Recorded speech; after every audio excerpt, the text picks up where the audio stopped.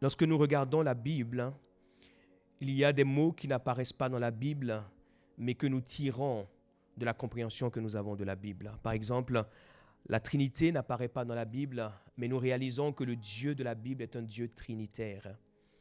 Ce Dieu, on le découvre comme Dieu le Père, on le découvre comme Dieu le Fils, et on le découvre comme Dieu le Saint-Esprit.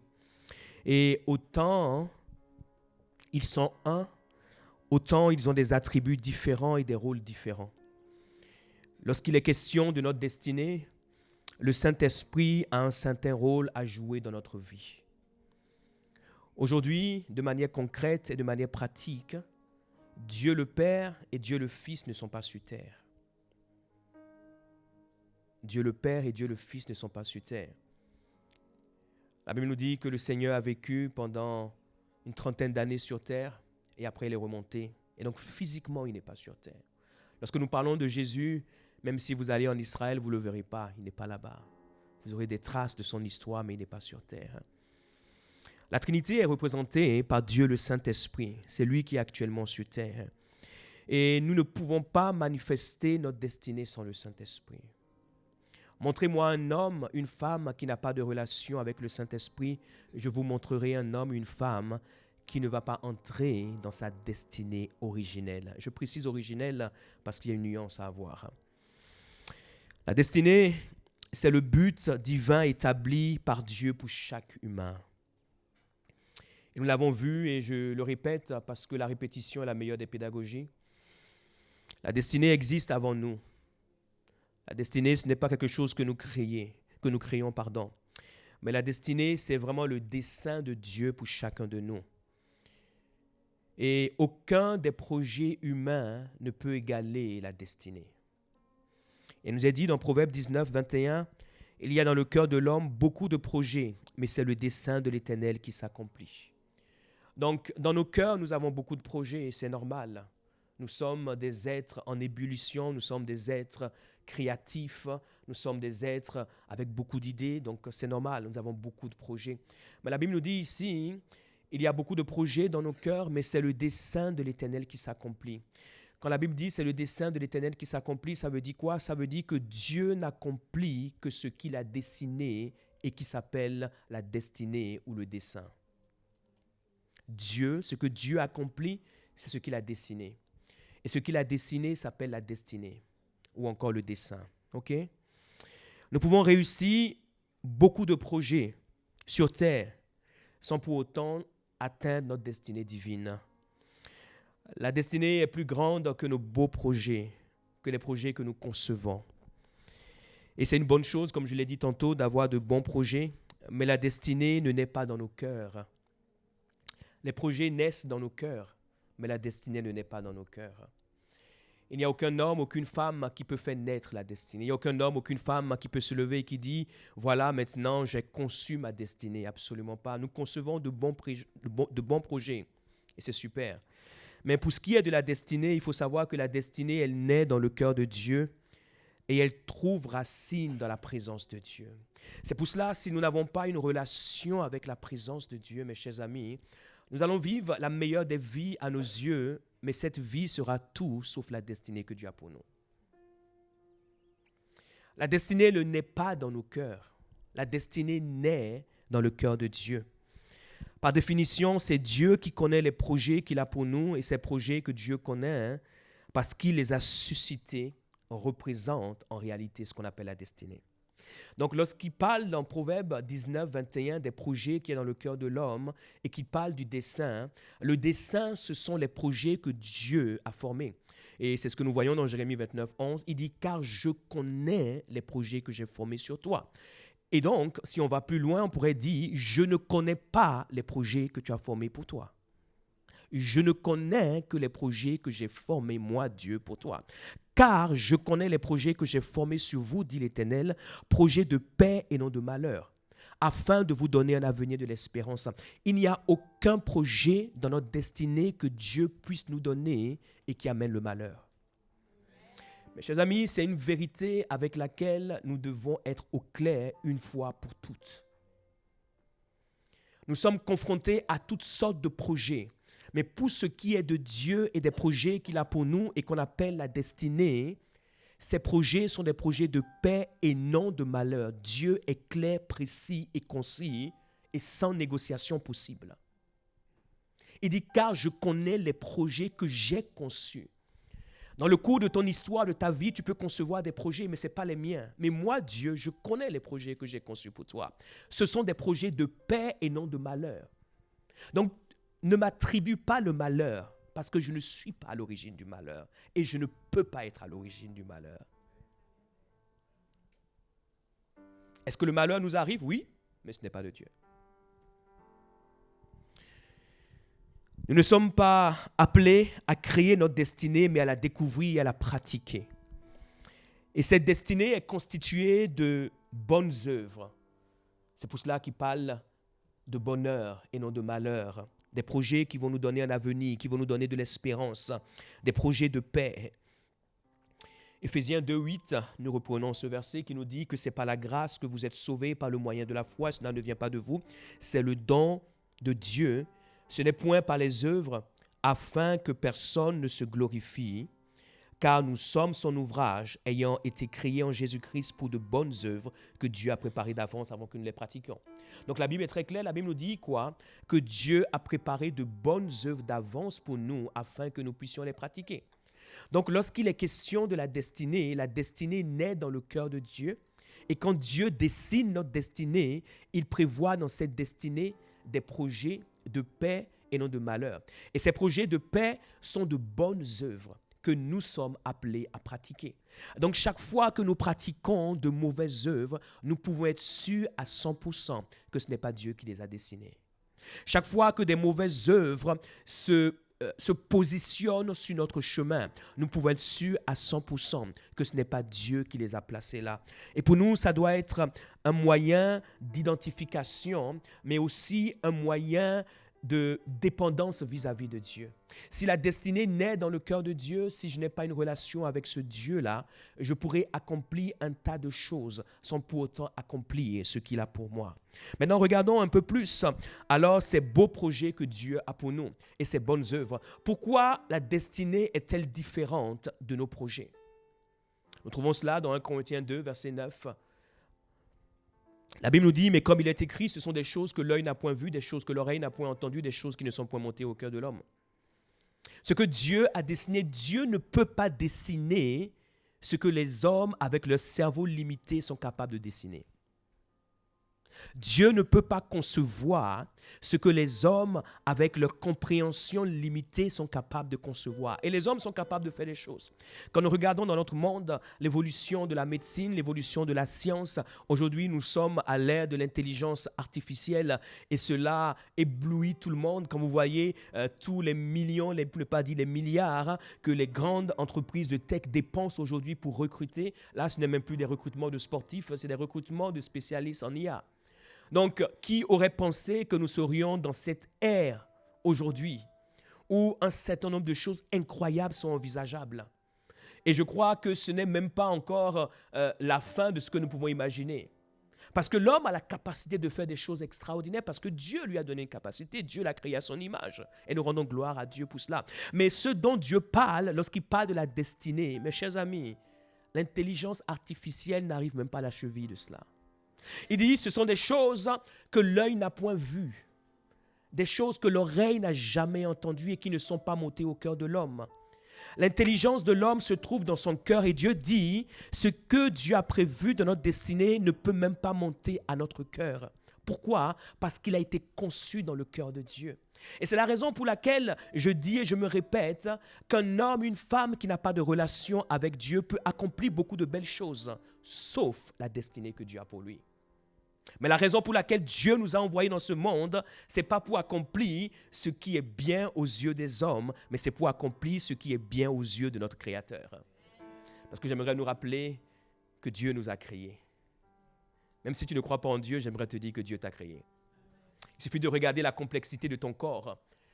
Assieds-toi un jour, va sur Google ou ChatGPT et demande-lui, explique-moi la complexité du corps humain. Pour que ton corps, de tes cheveux jusqu'à la plante de ton pied, puisse tenir debout.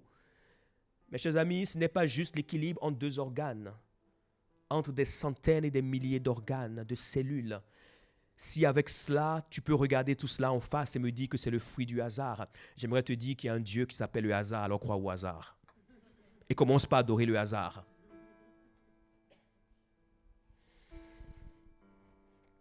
Dieu a écrit de grandes choses au sujet de chacun de nous.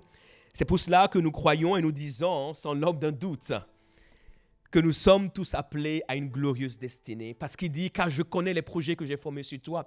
Et ces projets sont faits de bonnes œuvres. Et ces bonnes œuvres, ce sont des choses que l'œil n'a point vues, que l'oreille n'a point entendues, qui ne sont pas montées au cœur de l'homme. Waouh! Maintenant, pourquoi le Saint-Esprit? Parce que ce que Dieu a créé est dans son cœur, nous avons besoin du Saint-Esprit. Nous allons reprendre le verset que nous avons lu tout à l'heure. 1 Corinthiens 2, verset 9. Mais comme il est écrit, ce sont des choses que l'œil n'a point vues, que l'oreille n'a point entendues et qui ne sont point montées au cœur de l'homme, des choses que Dieu a préparées pour ceux qui l'aiment. Et quand vous allez maintenant au verset 10, vous comprenez pourquoi nous avons besoin du Saint-Esprit. Il dit, Dieu nous les a révélés par l'Esprit, car l'Esprit sonde tout, même les profondeurs de Dieu. Pourquoi le Saint-Esprit? Comme je l'ai dit, Dieu le Père, Dieu le Fils ne sont plus sur terre, mais Dieu le Saint-Esprit est sur terre. Et pourquoi le Saint-Esprit? Parce que puisque la destinée vient de Dieu et que la destinée est née en Dieu, il faut quelqu'un de divin pour nous révéler ce qui est divin. Et le Saint-Esprit, comme il est écrit ici, Dieu nous les a révélés par l'Esprit, car l'Esprit sonde tout, même les profondeurs de Dieu. Et la Bible est très claire, la Bible dit quoi? Que l'Esprit sonde. Quand vous sondez, vous allez quelque part où vous creusez. Le Saint-Esprit vient de Dieu parce qu'il est l'Esprit de Dieu, parce qu'il est Dieu Esprit. Et c'est la raison pour laquelle il n'y a que lui seul qui peut aller, pas à la surface, mais dans les profondeurs de Dieu. Donc un homme, une femme qui n'a pas de relation avec le Saint-Esprit est un homme, une femme qui ne peut pas découvrir la raison originelle ou le but originel pour lequel Dieu l'a créé. Lorsque nous commençons par avoir une relation avec le Saint-Esprit, la Bible nous dit quoi? Il creuse et il va dans les profondeurs de Dieu. Parce que ce qui est écrit en réalité à ton sujet n'est pas à la surface. Ce qui est écrit à ton sujet, ce n'est pas ce que les gens disent, ou même ce que tu crois de toi-même, ou ce que tu vois de toi-même. Ce qui est écrit à ton sujet est écrit dans le cœur du Créateur. Et c'est pour cela, dans le psaume 139, verset 16, il dit ceci, que tous les jours de ma vie sont inscrits ou ont été écrits dans ton livre, avant même que ces jours n'existent. Et le livre dont il est question, c'est un livre dont Dieu est le propriétaire, dont Dieu seul a connaissance. C'est pour cela que nous avons besoin du Saint-Esprit, parce que le Saint-Esprit va dans les profondeurs de Dieu. Et lorsque nous avons cette communion et cette relation avec le Saint-Esprit, alors nous sommes capables de pouvoir découvrir ce que Dieu a en réalité pour nous. Et quand tu commences par découvrir ce que Dieu a pour toi, tu vis une vie qui ne dépend pas de ce que les gens pensent de toi. Amen. Tu vis une vie qui va au-delà de ce que les gens imaginent capable à travers toi.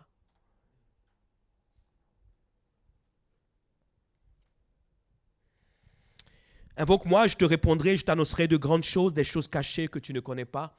C'est ce qu'il dira par la bouche du prophète Jérémie. Pourquoi est-ce qu'il dit invoque-moi? Parce que ce qui est écrit à ton sujet est caché en moi. Et alors que tu m'invoques, et c'est là qu'on voit l'importance de la prière. Lorsque nous prions et lorsque nous avons dans la prière cette relation avec le Saint-Esprit, nous nous positionnons et nous nous plaçons de telle sorte à pouvoir recevoir par le Saint-Esprit la révélation de ce qui est écrit à notre sujet. Écoutez ceci, la vie sur terre est une vie confuse où nous avons plusieurs choix, nous avons plusieurs opportunités. Dans ce monde, ce ne sont pas les opportunités qui manquent. Ce ne sont pas les choix qui manquent. Vous avez eu le choix d'être quelque part d'autre qu'à Bussy-Saint-Georges et vous avez fait le choix de venir à Bussy-Saint-Georges. Et quand vous quitterez Bussy-Saint-Georges, après cette célébration, vous irez quelque part. Et si vous voulez, ce soir même, si vous avez l'argent nécessaire, vous pouvez aller à l'aéroport, rentrer dans un avion, même sans avoir un bagage, et vous retrouver quelque part. Et demain matin, reprendre un autre avion et vous retrouver quelque part d'autre. Nous pouvons être partout. Ce ne sont pas les opportunités qui manquent. Mais pour pouvoir savoir exactement ce que Dieu attend de vous et être là où vous devez être pour faire la volonté de Dieu, vous avez besoin du Saint-Esprit. Ce qui veut dire que si nous n'avons pas de relation avec le Saint-Esprit, nous pouvons tout faire aussi bien que cela paraisse. Et cela sera aussi loin de ce que Dieu veut et de ce que Dieu attend. Ma prière pour chacun de vous, c'est que vous puissiez véritablement vivre et expérimenter cette présence de Dieu, cette présence du Saint-Esprit, afin d'accomplir ce pourquoi vous avez été suscités. Les projets que Dieu a pour nous sont des projets divins, et c'est la raison pour laquelle nous avons besoin de ce Saint-Esprit. Le Seigneur dira dans Jean 16, verset 7, « Cependant, je vous dis la vérité, il vous est avantageux que je m'en aille. » Et nous comprenons alors comment la Bible s'imbrique et comment tout ce que Dieu fait est intentionnel et a du sens. Il dit, cependant, je vous dis la vérité, il vous est avantageux que je m'en aille, car si je ne m'en vais pas, le consolateur ne viendra pas vers vous, mais si je m'en vais, je vous l'enverrai. Il était sur terre. Lorsqu'il était sur terre, le Saint-Esprit était en lui et avec lui. Il y a des hommes et des femmes qui regrettent le temps où le Seigneur Jésus-Christ vivait sur terre parce qu'ils auraient aimé. Mes chers amis, le temps dans lequel nous vivons est plus avantageux que le temps dans lequel le Seigneur Jésus-Christ vivait. C'est lui-même qui le dit. Il dit, il vous est avantageux que je m'en aille. Pourquoi? Parce que le temps où il vivait, il était limité dans ce corps et le Saint-Esprit était limité dans ce corps et ne pouvait se manifester qu'à cet endroit. Mais maintenant, regardez ce qui s'est passé. Il dit quoi? Il dit, lorsque je m'en irai, qu'est-ce que je vais faire? Je vous l'enverrai. Ça veut dire quoi? Ça veut dire qu'il est reparti avec le Saint-Esprit. Est-ce que vous avez compris? Il dit, lorsque je m'en irai, je vous l'enverrai, puisque le Saint-Esprit était déjà avec lui sur terre, on le verra plus tard. Et c'est la raison pour laquelle c'est avantageux. Jusqu'à ce que le Seigneur vienne, parce que l'humanité n'avait pas été sauvée, le Saint-Esprit ne pouvait vivre en aucun être humain. Et donc, le Seigneur lui-même étant Dieu et étant venu sur terre, le Saint-Esprit ne pouvait vivre qu'en lui seul. Et donc, lorsqu'il est reparti, il a fallu qu'il reparte avec le Saint-Esprit. Parce qu'il n'y avait aucun homme qui était supposé être digne de recevoir le Saint-Esprit et de le voir habiter en lui. Et maintenant qu'il est reparti avec lui et qu'il a accompli le sacrifice parfait, chaque être humain qui accepte le sacrifice de Jésus-Christ est un candidat pour recevoir le Saint-Esprit. Et il dira, maintenant que je suis parti avec lui dans le ciel, je peux l'envoyer sur terre et il peut être avec autant d'hommes et de femmes qu'il y aura des hommes et des femmes qui croiront en moi. Oh, je pensais que vous allez applaudir le Seigneur.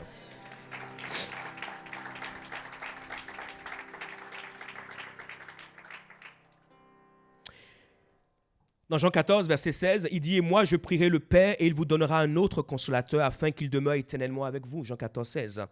« Et moi, je prierai le Père qui vous donne un autre consolateur. » On voit véritablement que le Seigneur comprenait l'importance pour nous d'avoir le Saint-Esprit. Il a vécu sur terre, hein, et on va aller dans le détail. Il ne pouvait lui-même vivre sa destinée sans le Saint-Esprit.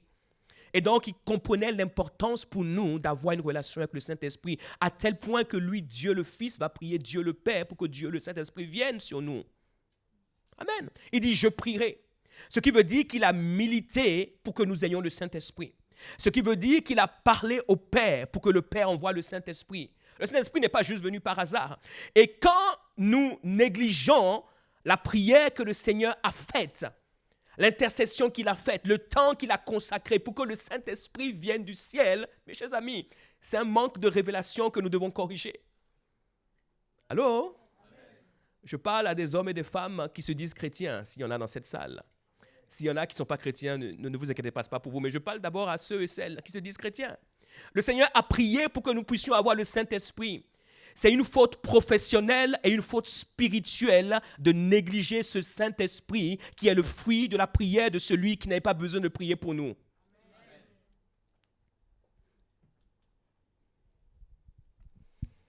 Et il l'a fait pour notre bien, afin que nous puissions découvrir notre destinée et que nous puissions la vivre. Il faut le Saint-Esprit pour accomplir la destinée que Dieu a pour nous. Cette destinée parce qu'elle est divine. Alors elle nécessite une aide divine. Le Saint-Esprit vient à nous en 3 dimensions. Il vient à nous dans la dimension de sa personne, il vient à nous dans la dimension de sa présence et il vient à nous dans la dimension de sa puissance. La dimension de sa personne, c'est lorsque nous naissons du Saint-Esprit. Et nous parlons de la nouvelle naissance, nous naissons de nouveau.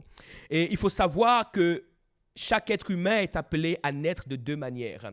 La première naissance, c'est la naissance physique, la naissance de la chair, où nous venons dans ce monde. Chacun de nous, nous avons emprunté cette voie.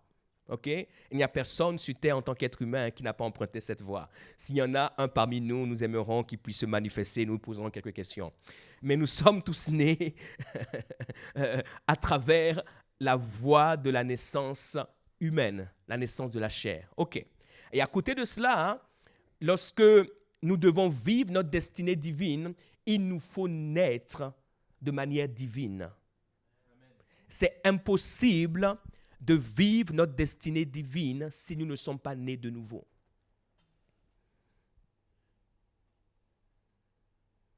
C'est impossible. La destinée divine nécessite une naissance divine.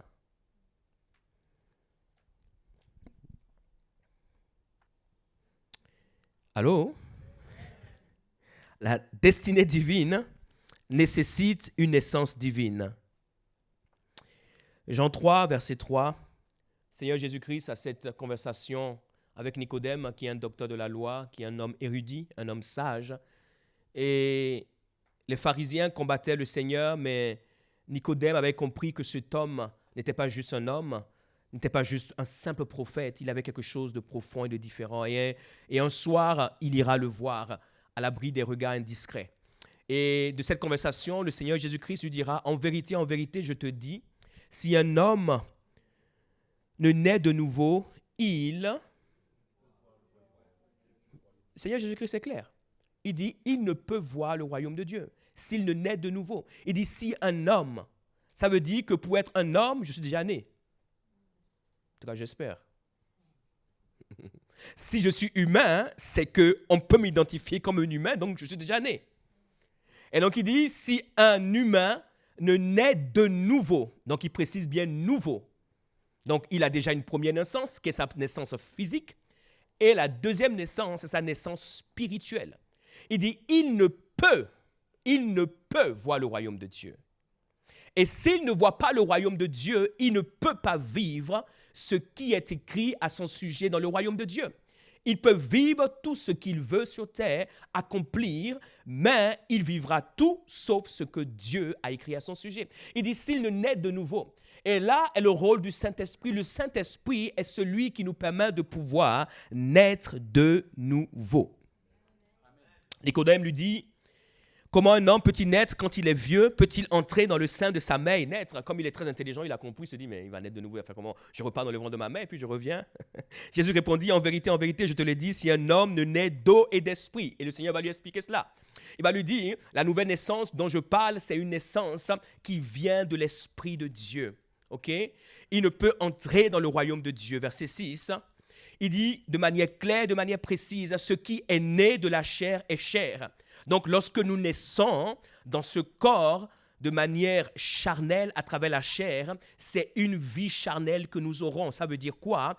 Tous les projets que nous aurons seront des projets qui sont nés de la chair, des projets qui émanent de notre chair, qui émanent de notre créativité, qui émanent de notre connaissance, qui émanent, etc., etc. Aussi beaux qu'ils soient, ce sont des projets de la chair. Aussi bien grand, merveilleux, aussi excellent, et les gens applaudissent, ce sont des projets de la chair. Et il dit, et ce qui est né de l'esprit est esprit. La chair ne peut pas concevoir ce qui est de l'esprit si nous ne sommes pas connectés à l'esprit de Dieu. Et nous ne pouvons pas être connectés à l'esprit de Dieu si nous n'avons aucune communion avec l'esprit de Dieu. Mes chers amis, nous devons comprendre, pour moi, ce qui semble être basique. Ce n'est pas possible de pouvoir être connecté à l'Esprit de Dieu si nous ne disposons pas du temps nécessaire pour avoir cette communion avec lui. Et il dit, ce qui est né de la chair est chair, mais ce qui est né de l'esprit est esprit. Ce qui veut dire que si nous voulons concevoir des choses que l'œil n'a point vues, qui sont créditées à notre destinée, des choses que l'oreille n'a point entendues, qui sont créditées à notre destinée, des choses qui ne sont pas montées au cœur de l'homme, qui sont créditées à notre destinée, nous devons être connectés avec l'Esprit de Dieu, qui seul est capable d'aller sonder les profondeurs de Dieu, afin de voir ce qui est écrit à notre sujet et nous les révéler.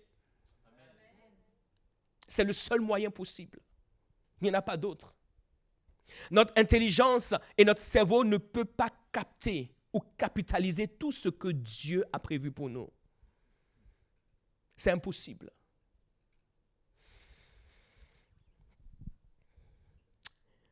Nous ne croyons pas en Dieu par la compréhension, mais nous croyons en Dieu par la conviction. Et en 30 ans de vie chrétienne, je vais être transparent et honnête avec vous. Je ne suis pas Dieu parce que je comprends Dieu. Absolument pas. Il y a des tas de choses que je ne comprends pas en Dieu. Il y a des tas de choses que je ne peux pas expliquer. Et d'ailleurs, que je ne saurais jamais expliquer jusqu'à la fin de mes jours. Je peux lire tous les livres de la terre, et je peux même lire la Bible, de la Genèse à l'Apocalypse, chaque jour, jusqu'à la fin de mes jours, néanmoins, je ne comprendrai pas Dieu. Si vous attendez de comprendre Dieu avant de croire en Dieu, mes chers amis, vous allez attendre très longtemps. Parce que Dieu ne se comprend pas. On ne suit pas Dieu parce qu'on le comprend. On suit Dieu parce qu'on est convaincu. Ce n'est pas la compréhension, c'est la conviction. Et la conviction n'émane pas de l'intelligence. C'est pour cela qu'il n'est pas question de compréhension. Mais la conviction vient de quoi? De l'œuvre du Saint-Esprit. La conviction vient de quoi? La conviction vient de l'œuvre du Saint-Esprit. Parce que le Saint-Esprit est celui qui nous convainc. Si nous reprenons Jean 16, verset 7, lorsqu'il a dit « Il est avantageux que je m'en aille », nous allons comprendre pourquoi il a dit qu'il est avantageux que je m'en aille. Il a dit « Car si je ne m'en vais pas, le consolateur ne viendra pas avec vous, mais si je m'en vais, je vous l'enverrai. » Verset 8. Tout s'explique. Il dit « Il est avantageux que je m'en aille, et quand il sera venu », donc quand le Saint-Esprit sera venu, qu'est-ce qu'il fera? Il convaincra le monde. Donc le Saint-Esprit, lorsqu'il vient, est l'un de ses rôles. Et c'est pour cela que sans le Saint-Esprit, nous ne pouvons pas entrer dans notre destinée. La première des choses que le Saint-Esprit fait lorsqu'il vient, c'est qu'il nous convainc de péché, de jugement et de justice. Et c'est là où nous naissons de nouveau. Tous les hommes, comme nous dit Romains 3, ce n'est pas la peine de le prendre, car tous ont péché et sont privés de la gloire de Dieu. Nous tous, nous sommes sur le même pied d'égalité, nous avons la même ligne de départ, nous sommes pécheurs aux yeux de Dieu. Et donc quand le Saint-Esprit vient, il nous convainc de péché, c'est-à-dire que nous sommes des pécheurs. Il nous convainc de jugement, il nous convainc de justice. Il nous convainc de justice parce que Dieu, dans sa justice, aime le pécheur, mais hait le péché, et donc ne peut pas s'accommoder du pécheur. Il nous convainc de jugement dans le sens où, à la fin de toute chose, Dieu, malgré le fait qu'il nous aime, il est aussi juge et il doit juger sur la base de la possibilité qu'il nous a donnée de l'accepter ou de le refuser. Donc le Saint-Esprit, son rôle sur terre, il va avec chaque homme, chaque femme, et personne ne pourra dire « je n'ai pas été exposé » ou « je n'ai pas été appelé » ou « je n'ai pas été interpellé par Dieu ». Donc le Saint-Esprit essaie de convaincre les hommes et les femmes afin qu'ils naissent de nouveau. Donc, il convaincra le monde en ce qui concerne le péché, la justice et le jugement. Et il va expliquer, on n'a pas le temps de pouvoir le voir. Et donc, c'est là où la nouvelle naissance prend forme dans la vie de chacun d'entre nous. Et le Saint-Esprit va commencer par pouvoir nous convaincre. Et c'est pour cela que je disais que nous ne suivons pas Dieu à cause de la compréhension, mais à cause de la conviction. Quand le Saint-Esprit nous convainc de l'existence de Dieu, de l'amour de Dieu, il y a plein de choses qui concernent Dieu que nous ne comprenons pas. Pourquoi, par exemple, qui a créé Dieu? Essayez de comprendre. Vous pouvez toujours essayer de comprendre qui a créé Dieu. Vous allez essayer très longtemps. Je ne peux pas vous dire qui a créé Dieu, mais je peux vous dire que Dieu existe. Je n'ai pas la compréhension de tout ce que représente Dieu, mais j'ai la conviction. Quand à l'âge de 15 ans, derrière dans cette église où j'étais assis, l'Esprit de Dieu est descendu en moi, pas dans ma chair, mais dans mon esprit. Il m'a convaincu de l'existence de ce Dieu, de l'amour de ce Dieu, et de l'appel qu'il avait pour moi. Et ça en est fini. Depuis ce jour, je ne me suis jamais retourné. La conviction enlève tous les doutes, même si tu n'as pas la compréhension. Et il n'y a que le Saint-Esprit qui peut le faire. Ce n'est pas une question d'argumentation. Des fois, je vois les gens s'asseoir et argumenter sur l'existence de Dieu. Mais chers amis, vous perdez votre temps. Il n'y a personne qui peut convaincre un être humain de l'existence de Dieu. C'est impossible. C'est une folie que d'essayer. C'est une expérience que seul le Saint-Esprit est capable de faire. Et je crois que l'Église doit revenir à cette authenticité. Et même toi qui essaies de pouvoir, soi-disant, évangéliser des gens en essayant de les convaincre, tu perds ton temps. Parce que toi-même, tu n'as pas le Saint-Esprit en toi. Aie déjà le Saint-Esprit en toi. Aie déjà une relation avec le Saint-Esprit. Et quand tu ouvres ta bouche, que le Saint-Esprit parle à travers toi. Toi-même, est-ce que c'est un homme qui t'a convaincu? C'est le Saint-Esprit qui t'a convaincu. Pourquoi toi, tu veux maintenant convaincre les autres? Et tu t'énerves du fait qu'ils ne sont pas convaincus. C'est normal. C'est le Saint-Esprit qui convainc. Et la conviction, tu ne peux pas l'expliquer. Mais tu sais que tu sais que tu sais que tu sais que tu sais. Tu ne peux pas dire le pourquoi du comment, mais tu sais. Et c'est pour cela que ces hommes, ils l'ont suivi et ils ont accepté de mourir pour lui en tant que martyr. C'est une folie aux yeux des hommes. Et depuis des générations, des hommes et des femmes, même devant la mort, disent Jésus-Christ est Seigneur au prix de leur vie. Si tu n'as pas la conviction, tu ne peux pas faire cela. Ce n'est pas un sermon, une prédication que tu entends à l'église qui te rend capable de pouvoir vivre une telle vie. C'est une conviction personnelle, c'est une expérience que tu as avec le Saint-Esprit. Et il est temps que nous puissions laisser le Saint-Esprit faire son travail et arrêter de pouvoir amadouer les gens parce que nous créons des chrétiens qui n'ont aucune expérience réelle avec le Saint-Esprit. Et vous les voyez, ils viennent à l'église un jour, 6 mois après, ils disparaissent. Parce que l'église est une option pour eux. Leur relation avec Dieu est une option. Ils cherchent une expérience. Le Saint-Esprit n'est pas une expérience. Le Saint-Esprit est une conviction. Quand il te convainc, tu sais que tu sais. Est-ce que tu auras des problèmes? Oui. Est-ce que tu auras des challenges? Oui. Est-ce que tu auras des frustrations? Oui. Est-ce que tu auras des combats? Oui. Est-ce que ceci? Est-ce que cela? Oui. Mais la conviction que tu as est tellement forte qu'il n'y a rien qui peut t'enlever cette conviction. Et il n'y a que le Saint-Esprit qui peut le faire. C'est pour cela que nous avons besoin de pouvoir créer l'atmosphère nécessaire pour laisser le Saint-Esprit convaincre des hommes et des femmes. Et Jésus a dit, je prierai le Père qu'il envoie le Saint-Esprit. Et l'une des choses que nous pouvons faire lorsque nous témoignons de Christ, nous devons prier pour les gens que le Saint-Esprit puisse les convaincre. Amen. Pas qu'ils puissent être convaincus par les paroles que nous disons, que le Saint-Esprit puisse les convaincre. Amen. Qu'il puisse les convaincre. Qu'il puisse les convaincre. Qu'il puisse les convaincre. Lorsque le Seigneur se retrouve dans le territoire de Césarée à Philippe, il demande à ses disciples, qui dites-vous que je suis? Ils vont dire, certains disent, qui dit-on que je suis? Il dit, certains disent que tu es un prophète, que tu es le prophète Élie, le prophète Jérémie, etc. Et il va leur dire, et vous, qui dites-vous que je suis?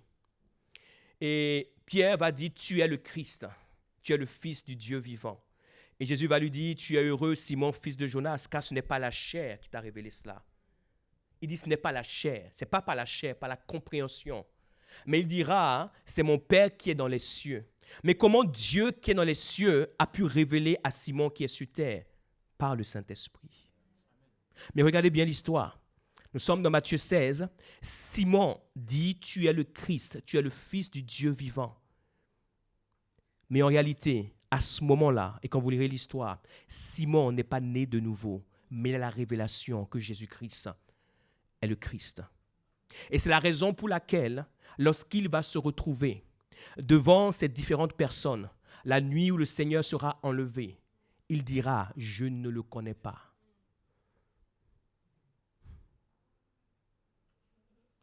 C'est monté à la tête de quelqu'un. Il dira, je ne le connais pas. Pas une fois. 2 fois, je ne le connais pas. 3 fois, je ne le connais pas.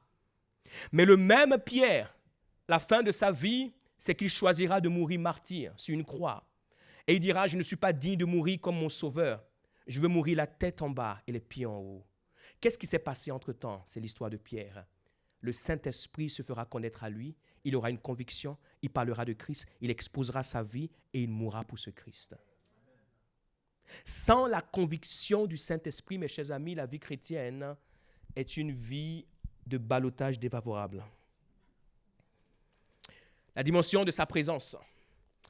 La présence du Saint-Esprit Dans sa personne, il nous fait naître de nouveau parce qu'il vient nous convaincre avec sa personne. Dans sa présence, il nous remplit de qui il est. Écoutez ceci, il est impossible d'être avec quelqu'un et de ne pas être dans sa présence. Vous ne pouvez pas être avec quelqu'un et ne pas être en sa présence. Lorsque nous avons une réelle et une authentique naissance avec la personne du Saint-Esprit, nous sommes exposés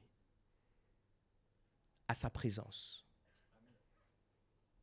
Et nous sommes appelés à pouvoir nous disposer pour que sa présence puisse remplir nos vies. En parlant de Pierre, il va renier, et vous connaissez l'expérience dans Acte 2, mais avant même Acte 2, Jésus, dans Jean, va souffler sur eux le Saint-Esprit. Après, dans Acte 2, ils vont recevoir le Saint-Esprit. Et dans Acte 3, Pierre arrive devant le temple, il voit cet homme, ce boiteux de naissance qui était là depuis très longtemps, qu'il voyait à chaque fois. Et cet homme qui demandait l'aumône, et Pierre va lui dire, je n'ai ni or ni argent, mais ce que j'ai, je te le donne au nom de Jésus de Nazareth, lève-toi et marche. Et il va tenir cet homme, il va se lever, il va marcher. Mais cela va commencer par leur causer des problèmes, parce que les chefs religieux vont commencer par les questionner, on les mettra même en prison, et on arrive au chapitre 4.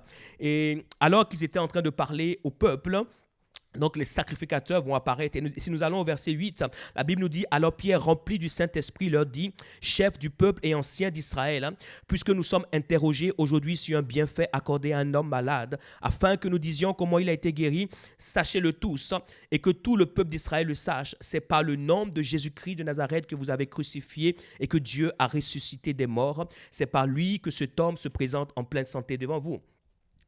Jésus est la pierre rejetée par vous qui bâtissez et qui est devenue la principale de langue. Il n'y a de salut en aucun autre, car il n'y a sous le ciel aucun autre nom qui a été donné parmi les hommes par lequel nous devions être sauvés. Il y a un discours incroyable, une audace incroyable. Pourquoi? Parce qu'à ce moment, comme on l'a lu au verset 8, Pierre était rempli du Saint-Esprit. Rempli du Saint-Esprit, il était capable d'être audacieux. Ce n'était pas lui, c'est le Saint-Esprit, sa présence. Lorsque nous voyons certains hommes, certaines femmes faire certaines choses, ce n'est pas eux. C'est la présence du Saint-Esprit en eux. Le Saint-Esprit n'est pas un peureux. Le Saint-Esprit est l'expression de Dieu. Et donc Pierre, à ce moment-là, va parler. Mais regardez ce qu'ils vont dire au verset 13. Les chefs eux-mêmes, ils vont faire quoi? La Bible nous dit quoi? Lorsqu'il vit l'assurance de Pierre, lorsqu'il a renié le Seigneur, il n'avait pas cette assurance-là. Parce qu'il n'était pas rempli du Saint-Esprit. Lorsqu'il vit l'assurance de Pierre et de Jean, il fut étonné. Pourquoi? Sachant que c'étaient des hommes du peuple sans instruction. Ici, il n'est pas question de compréhension, d'instruction, de connaissance, de savoir, de diplôme ou quoi que ce soit. C'est d'être rempli du Saint-Esprit. C'était des gens sans instruction, mais il y avait une assurance qui se dégageait de leur vie. Et il dit, et il est reconnu pour avoir été avec Jésus. Ils ont été avec la personne de Jésus. Ils ont été avec la personne du Saint-Esprit. Lorsqu'il y a la personne du Saint-Esprit dans notre vie, la présence du Saint-Esprit est rendue possible et il nous remplit de lui. Et lorsqu'il nous remplit de lui, il nous remplit d'audace. Il nous remplit d'audace pour pouvoir faire certaines choses, même des choses qui ne sont pas écrites à notre sujet, même des choses qui ne sont pas pensées à notre sujet. Et c'est ce que Pierre et Jean vont faire. Ils vont leur interdire de prêcher, mais ils vont continuer par prêcher. Et après les avoir frappés, ils vont les relâcher. Et lorsqu'ils vont retourner, vous allez un peu plus loin, au verset 31. Quand ils eurent prié, ils vont retrouver les autres dans la chambre haute. Et la Bible nous dit, quand ils eurent prié, le lieu où ils étaient assemblés trembla, ils furent tous remplis du Saint-Esprit. Et regardez la suite. Et ils annonçaient la parole de Dieu avec assurance. C'est impossible de pouvoir faire ce que Dieu a écrit à ton sujet dans le ciel avec une certaine assurance si tu n'es pas rempli du Saint-Esprit. Mes chers amis, arrêtons de vouloir utiliser Dieu sans Dieu. Ce n'est pas possible. Ce n'est pas possible. Ils retournent dans la chambre haute. Et là, ils vont prier. Pourquoi? Parce qu'ils ont besoin du Saint-Esprit pour accomplir leur destinée. Et la Bible nous dit, le Saint-Esprit les remplit. Et ils vont annoncer la parole avec assurance. Il y a une certaine assurance et une certaine audace pour pouvoir vivre ce qui est écrit à ton sujet que l'œil n'a point vu, ce qui est écrit à ton sujet que l'oreille n'a pas entendu, ce qui est écrit à ton sujet qui n'est pas encore monté au cœur de l'homme. Mais tu as besoin de pouvoir avoir cette relation avec le Saint-Esprit et surtout d'être rempli de lui. Pas rempli d'une connaissance humaine. La connaissance humaine a ses limites. La connaissance humaine ne tient pas devant la peur. Tu peux amasser tout l'argent que tu as au monde, mais le jour où tu auras une maladie terrible, ton argent ne pourra rien. Tu pourras consulter tous les médecins qu'il y a au monde. Et il y a autant d'histoires qui concernent des hommes et des femmes qui ont amassé tellement d'argent. Et à un moment donné, on leur dira, même si vous nous donnez tout votre argent, on ne peut rien pour vous. Il y a un endroit où l'humain perd sa capacité. Et seul le divin peut changer le cours de notre histoire.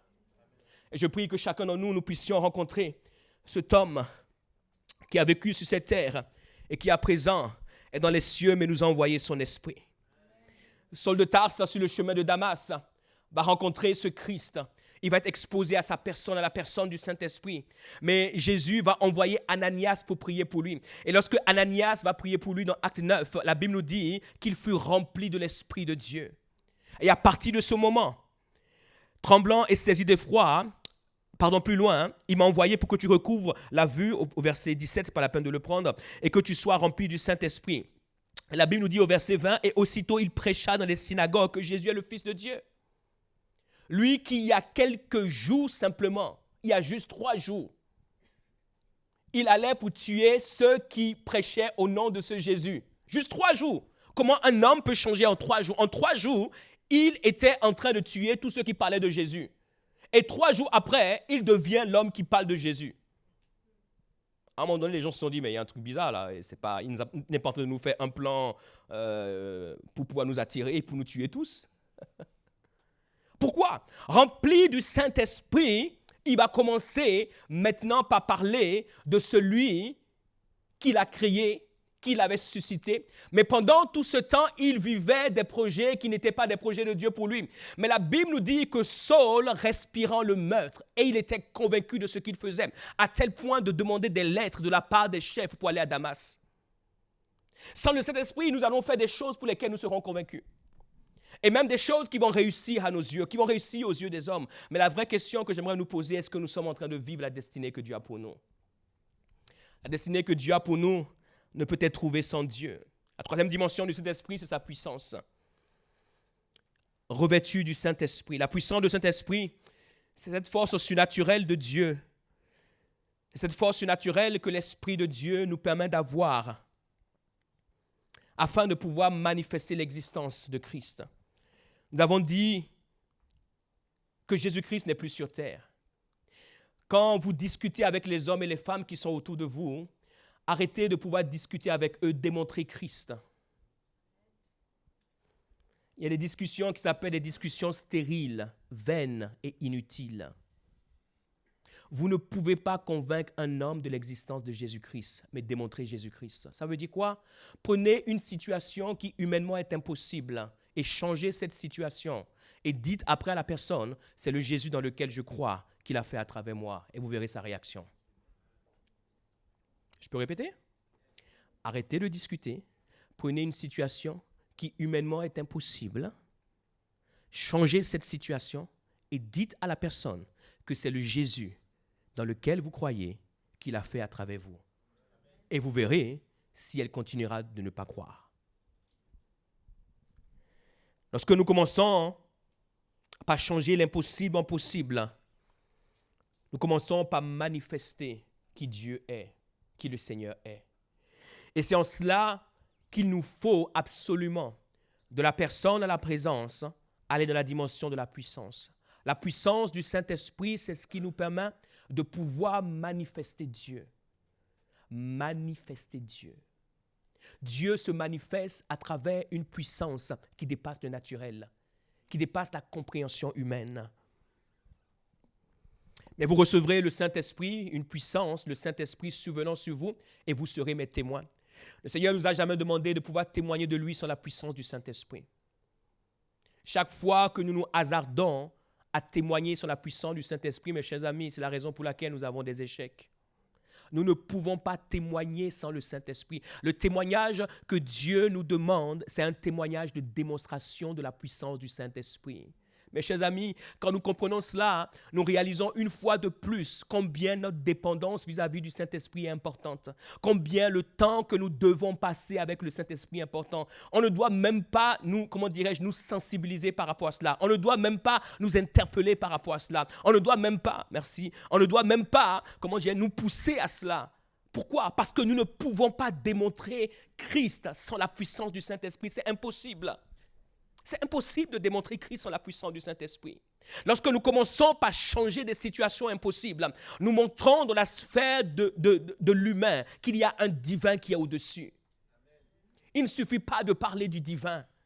Et c'est la raison pour laquelle les hommes et les femmes qui comprennent cela ont une telle dépendance que la prière n'est pas un fardeau pour eux, parce qu'ils comprennent que ce temps où ils cherchent Dieu, c'est le temps où ils sont investis non seulement de la présence de Dieu, mais de la puissance de Dieu. Je veux t'encourager à pouvoir arrêter de perdre ton temps à faire des choses qui ne contribueront pas à ta destinée et à faire ce qui va contribuer à ta destinée. Et le jour de la Pentecôte, c'est ce qu'ils vont vivre. La Bible nous dit qu'ils vont être revêtus du Saint-Esprit. Ils seront tous remplis du Saint-Esprit ce jour-là. Et Pierre, une fois de plus, c'est lui qui va se lever au milieu de tout le monde et qui va prêcher. Quand vous lisez ce qu'il a dit, il n'a pas fait une prédication extraordinaire. Il a juste raconté l'histoire du peuple d'Israël. Et la Bible nous dit, ce jour-là, 3000 âmes se sont converties. Est-ce que les gens se sont convertis parce qu'il était éloquent? Absolument pas. Et les gens se sont convertis parce que le Saint-Esprit qui était avec lui a convaincu le peuple qui était là. Nous avons besoin du Saint-Esprit pour accomplir notre destinée. Nous avons besoin du Saint-Esprit pour pouvoir manifester cette destinée. Et l'apôtre Paul, dans 1 Corinthiens 2, au verset 3, il dit « Moi-même, j'étais auprès de vous dans un état de faiblesse, de crainte et de grand tremblement. » Et il dit « Et ma parole et ma prédication ne reposaient pas sur les discours persuasifs. » Verset 4, il dit quoi? « Et ma parole et ma prédication ne reposaient pas sur les discours persuasifs de la sagesse. » Il y a ce qu'on appelle des discours persuasifs de la sagesse. Il dit, mais sur une démonstration d'esprit et de puissance. Il dit, sur une démonstration d'esprit et de puissance. Ma parole et ma prédication, c'est une démonstration d'esprit et de puissance. Ma prédication, ce n'était pas le parler. Ma prédication, c'était une démonstration d'esprit et de puissance. Et c'est pour cela, dans Actes 19, verset 11, la Bible nous dit que Dieu faisait des miracles extraordinaires par les mains de Paul, à tel point que les gens prenaient des mouchoirs qu'ils mettaient sur lui, et lorsqu'ils retournaient voir les malades qui n'étaient pas là, ces malades recevaient la guérison.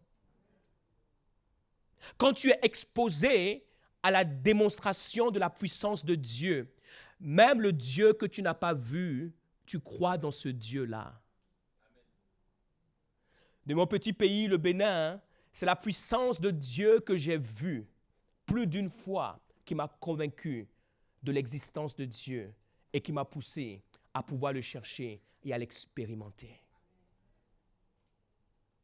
Quand tu vois Dieu à l'œuvre, il y a quelque chose qui quitte ta pensée, qui s'appelle le doute, parce que Dieu dépasse la dimension des humains.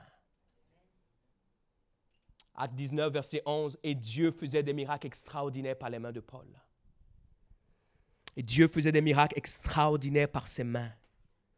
Et Dieu faisait des miracles extraordinaires par ses mains. Il dit, ma prédication ne reposait pas sur des discours persuasifs de la sagesse, mais sur une démonstration. Une démonstration, c'est une visualisation. Une démonstration, c'est une manifestation. Mes chers amis, nous ne pouvons pas vivre cette destinée que Dieu a écrite si nous ne sommes pas connectés à la personne du Saint-Esprit, nous ne sommes pas nés de nouveau. Si nous ne sommes pas remplis du Saint-Esprit, si nous n'avons pas de communion avec lui. Et si, troisièmement, nous n'avons pas un dépôt du Saint-Esprit qui est un revêtement qui nous permet de pouvoir opérer dans la puissance du Saint-Esprit. Et la puissance du Saint-Esprit a différentes manifestations, que ce soit le don de prophétie. Le don de prophétie, tu vois quelqu'un, tu lui dis ce qu'il a vécu hier, aujourd'hui. Waouh, la personne est étonnée. Tu n'étais pas avec cette personne, tu ne connais pas cette personne. La personne est étonnée. Et elle se dit, il y a quelque chose derrière cet homme, derrière cette femme. Le don des guérisons, où tu opères dans une dimension de guérison. Écoutez ceci, la médecine a la capacité de pouvoir guérir. Les maladies que la médecine peut guérir, ne vous enquiquinez pas avec ça. Laissez les médecins faire cela. Focalisez-vous sur les maladies que la médecine ne peut plus guérir. Parce qu'il y a certaines maladies que la médecine ne peut plus guérir. Okay? Si quelqu'un a une migraine, par exemple en France, vous lui dites que Jésus peut guérir de sa migraine, il va vous rire au nez parce qu'il peut prendre le Doliprane et ça ira. Mais il y a des migraines, et je l'ai vu plus d'une fois, que le Doliprane ne guérit pas. Focalisez-vous sur ces migraines-là. Il y a des choses que la médecine peut faire, laissez la médecine faire. Dieu a donné l'intelligence à l'humain. Mais là où la médecine ne peut plus rien faire, démontrer Dieu. Vous allez me dire, pasteur, comment? Justement, tu as besoin du Saint-Esprit. Donc, va le chercher.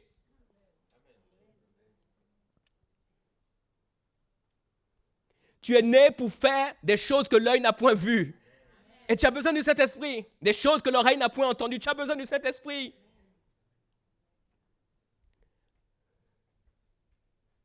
Tu ne peux pas être un homme, une femme qui perd son temps. Tu as des choses importantes à faire, des choses glorieuses, des choses qui n'ont jamais été vues. Et ce n'est pas une question d'âge, ce n'est pas une question de connaissance. C'est juste une question de relation avec le Saint-Esprit. Le Saint-Esprit n'attend pas qu'on ait un certain diplôme spirituel. Le voilà maintenant, il a un doctorat spirituel. Alléluia, amen, on peut l'utiliser. Non, le Saint-Esprit utilise ceux et celles qui sont disponibles. Ceux et celles qui se donnent à lui. Et cette dimension, le Seigneur Jésus-Christ lui-même l'a vécue. Premièrement, la personne du Saint-Esprit. L'ange Gabriel vient voir une femme vierge dans une ville de Nazareth et lui dit, « Tu as trouvé grâce aux yeux de Dieu. » Et elle est surprise par cette parole. Et lui dit, « Tu deviendras enceinte et tu enfanteras. Tu auras un fils. Et ce fils, il régnera et son règne sera éternel. » Et elle va poser une question intelligente à l'ange. « Voici, je ne connais pas d'homme et tu me dis que je serai enceinte. » Et il va dire, « Comment cela se fera-t-il » Il dit, cela se fera par le Saint-Esprit, parce que l'ombre du Saint-Esprit viendra te couvrir. C'est la première dimension, la personne du Saint-Esprit. Et c'est comme cela que Christ est venu au monde. Mais Christ est venu au monde par la personne du Saint-Esprit, mais ce qu'il faut savoir, c'est que pendant 30 ans, Jésus-Christ, quoique né de la personne du Saint-Esprit, n'était pas rempli du Saint-Esprit. Et c'est la raison pour laquelle, pendant 30 ans, Jésus-Christ est dans l'anonymat complet. D'ailleurs, il n'est pas Jésus-Christ, il est Jésus de Nazareth. Parce qu'il va devenir Christ, qui veut dire oint, Messie, quand le Saint-Esprit viendra sur lui. Mais avant, il est Jésus de Nazareth. Ça veut dire quoi? Et Nazareth, c'était une ville paumée, c'était un village d'ailleurs. Donc, il n'y avait rien de bon. Il est né de la personne du Saint-Esprit, mais il ne pouvait rien accomplir. Écoutez bien ceci, mes chers amis. Par rapport à notre destinée, lorsque nous naissons de nouveau, la seule chose dont nous sommes garantis, si nous gardons le salut, c'est que nous irons au ciel. Mais nous ne sommes pas garantis de pouvoir accomplir notre destinée. Lorsque nous sommes connectés à la personne du Saint-Esprit, c'est un don gratuit que Dieu nous fait. Nous irons au ciel si nous gardons le salut. Mais nous n'accomplirons pas notre destinée. Pour accomplir notre destinée, nous devons être remplis du Saint-Esprit. C'est pour cela, une fois de plus, Jésus, pendant 30 ans, ne pouvait pas accomplir ce que nous lisons de lui aujourd'hui. Et donc, pendant 30 ans, il était comme un humain, comme tous les autres. Mais la Bible nous dit un jour, à l'âge de 30 ans, alors que tout le monde se faisait baptiser, lui aussi ira au Jourdain. Et pendant qu'il priait, le ciel s'ouvrit et l'Esprit de Dieu descendit sur lui. Et Jésus, à ce moment-là, sera rempli du Saint-Esprit. Et Dieu dira, voici mon fils bien-aimé, écoutez-le.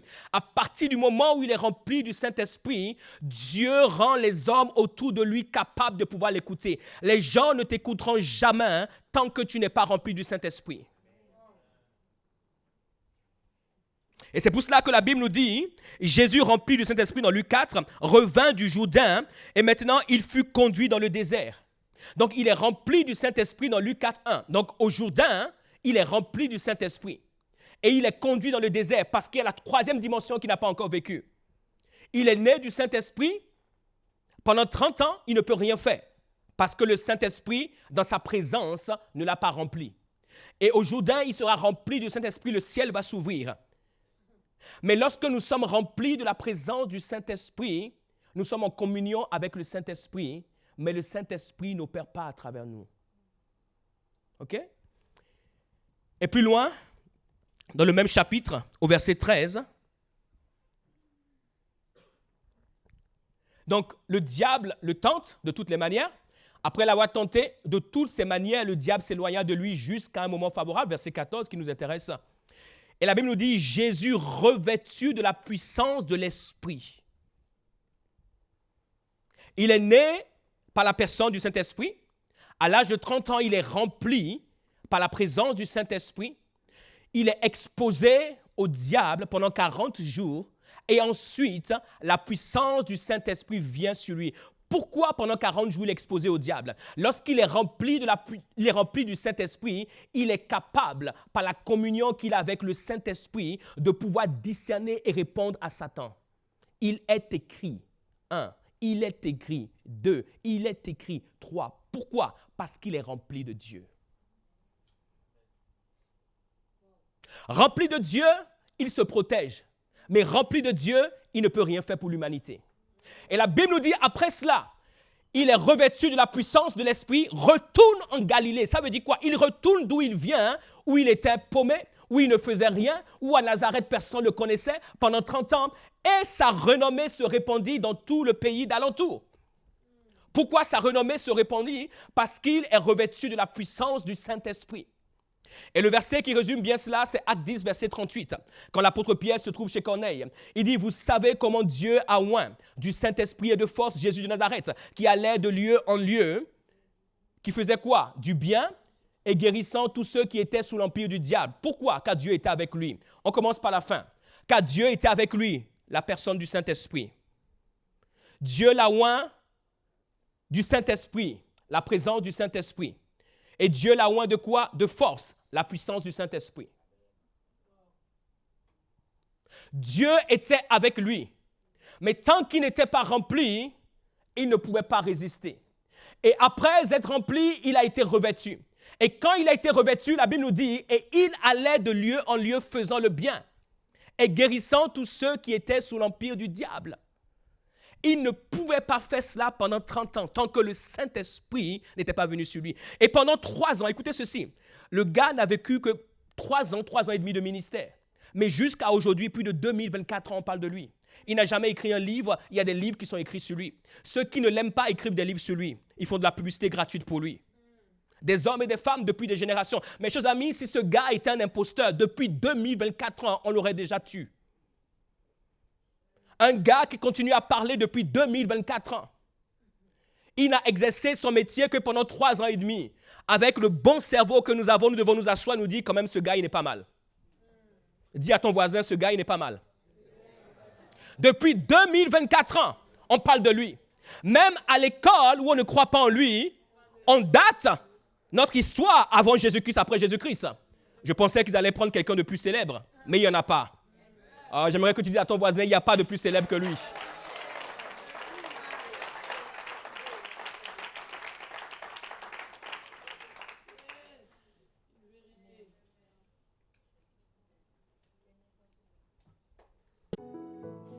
Nous espérons que vous avez été édifiés et inspirés par cet enseignement. Nous vous invitons à continuer à nous suivre via nos réseaux sociaux. Si vous le souhaitez, vous avez la possibilité de soutenir notre vision de former des disciples authentiques à travers nos liens PayPal, Helloasso et RIB. Nous nous réjouissons aussi à l'idée de vous accueillir lors de nos célébrations hebdomadaires dont les horaires sont indiqués sur nos pages Instagram et Facebook. Demeurez abondamment bénis